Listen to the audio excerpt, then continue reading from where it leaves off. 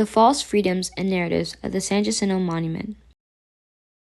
Hello, welcome to a critical analysis of the San Jacinto Monument, a site that commemorates one of the most pivotal moments in Texas and American history, the Battle of San Jacinto. Monuments create a physical, public reminder of the historical importance of a particular person or event.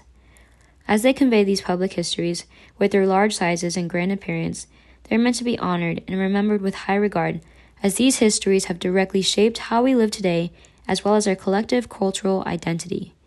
The San Jacinto Monument, as the name suggests, honors the Battle of San Jacinto in the Texas Revolution. This victory took place on April 21st, 1836, but the monument was built in 1936. It was commissioned by the Texas Veterans Association and Daughters of the Republic and funded by the U.S. Congress and Texas Legislature. It comprises of a 567-foot high column topped by a 220-ton star, making it the tallest war monument in the world.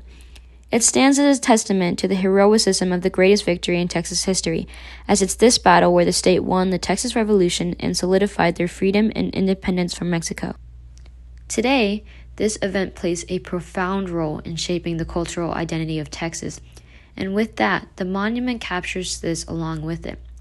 Fitting to the phrase, the Lone Star State, this towering structure serves as a visual testament to the symbolic power and triumph of Texas during the Revolution. Beyond its architectural grandeur, the monument embodies the pride and resilience that defines Texas and its cultural identity. It beckons visitors to reflect on the shared history that unites us to celebrate the unyielding pursuit of freedom, fostering a connection to the past and cultivating a unique Texan spirit. The independent state has become one of the most defining, powerful factors that shapes both our politics and culture and society today. The monument itself is a symbolic product of this. Today, it sits on a 1,200-acre space and is visited by many to honor this event and continue pushing this glorious historical narrative. But looking deeper, more closely at this narrative, is it everything it's made out to be by this grand structure, or is there something more hidden underneath the surface? From our knowledge in power and placemaking in Texas history, we know that public histories always have important silences embedded, and today I'm going to uncover those of the San Jacinto Monument through none other than a test of credibility. Is what being presented to us through this monument accurate to what happened or the true socio-historical process? To start, let's ask some important questions. Why did Texas need independence from Mexico? Or even better, was it a need or desire? Lastly, who did it benefit? To look at what most people know from the accepted historical narrative, we can view what's being presented in the general public media. According to James Pohl of the Texas State Historical Association, in 1835, Santa Anna, a Mexican authoritative government leader, came in bringing a new centralist government, Siete Leyes, overthrowing the liberal constitution and reducing the state's autonomy. According to Patrick Hughes of Austin Community College, the most immediate cause of the Texas Revolution was the refusal of many Texans, both Anglo and Mexican, to accept the new government changes mandated by Siete Leyes, which placed almost total power in the hands of the Mexican national government in Santa Anna. Therefore, the main idea is that the revolution was a fight for liberty and to protect the rights of Texas from the Mexican government. Now, let's see if this aligns with the socio-historical process or what actually happened by asking questions and looking into different perspectives. In our class reading, The Conquest of Texas, written by Gary Clayton Anderson, Anderson writes that Mexico had hardly been repressive. So what was actually going on at the time? Well, between 1821 and 1836, the Mexican government aimed to encourage settlement and economic development in the region by offering land grants to Anglo-American settlers. The settlers came under Mexican rule primarily for economic opportunities and land acquisition. Individuals like Stephen F. Austin were attracted by the vast and fertile land and sought to establish successful cotton farming communities, as this industry was expanding immensely at the time, especially with the invention of the cotton gin. Cotton was a highly valuable commodity. At the time, Mexico had progressively been moving away from slavery. However, settlers came to Texas with the intention of economic profit and heavily relied on slaves for labor to fuel their cotton farming. Therefore, Mexicans' policies clashed with their intentional interests. Now, how did this play a role in driving the cause in the Texas Revolution? According to Benjamin Lundy, a leading abolitionist at the time, he writes in his pamphlet, The War in Texas, that the main driving force of the revolution was to, quote, wrest the large and valuable territory of Texas from the Mexican Republic in order to reestablish the system of slavery and open a vast and profitable slave market. That said, he's essentially claiming the revolution was a capitalist plot. Anderson backs this by writing, in retrospect, rather than a fight for liberty, the revolution was a poorly conceived Southern land grab to expand slavery. Now, how can we test this with a test of credibility?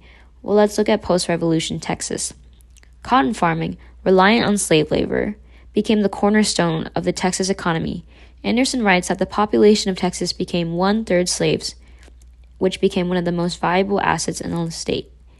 That said, post-revolution Texas reveals that it was their economic agenda that fueled the revolution.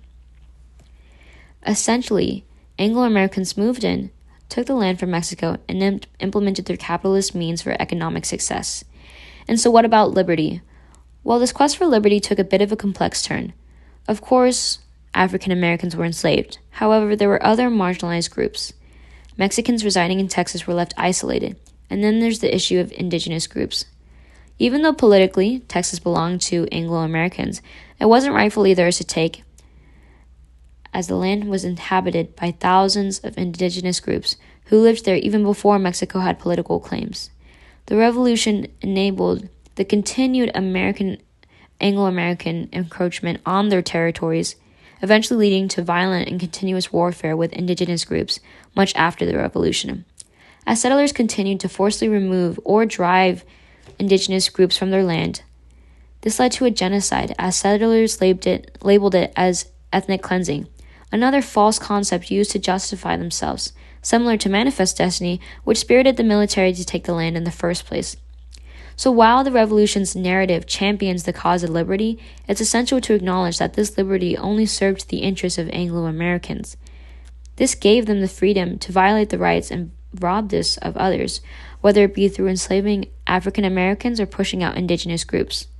Ultimately, this beautiful so-called promised land was built off of the heavy, tragic expense of marginalized groups.